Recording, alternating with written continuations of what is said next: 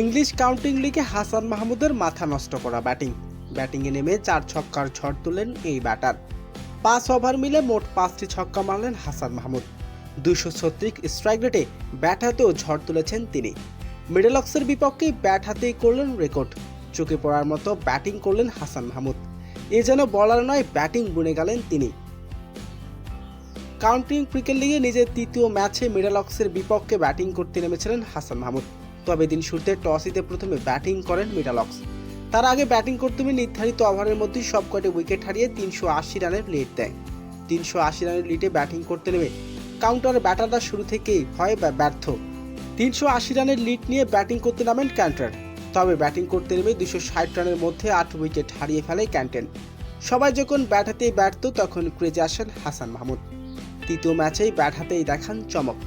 Middle অক্সের বিপক্ষে প্রয়োজনীয় সময় শেষ মুহূর্তে ব্যাটিংয়ে নেমে দলের বড় ভূমিকা রাখেন তিনি। মাঝের ওভারগুলোতে খেলেন দুর্দান্ত শট হাসান মাহমুদ। হাঁকান একের পর এক ছক্কা, দলকে এদিন জয়ের দ্বার প্রান্তে নিয়ে যান। দুর্দান্ত এক ছোড়ো ইনিংস। হাসান মাহমুদ খেলেন 40 বল, করেছেন 60 রানের বিধ্বংসী এক ইনিংস। 40 বল মোকাবেলা করে 5টি ছক্কাও হাঁকিয়েছেন এবং সেই সাথে 2টি চারও মেরেছিলেন। হাসান মাহমুদের ইনিংসের জয় পায় ক্যান্ট। মূলত বলার হিসাবে পরিচিত হাসান মাহমুদ।